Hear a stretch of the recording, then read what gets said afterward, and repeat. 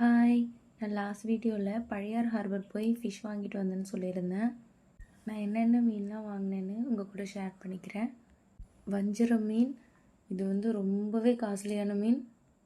இது ஃப்ரை பண்ணி சாப்பிடும்போது டேஸ்ட் ரொம்ப அல்டிமேட்டாக இருக்கும். என்னோடய ஃபேவரட்டும் கூட. முள் அதிகமாக இருக்கறனால நம்ம பேபிஸ்க்கும் ஈஸியாக கொடுக்கலாம்.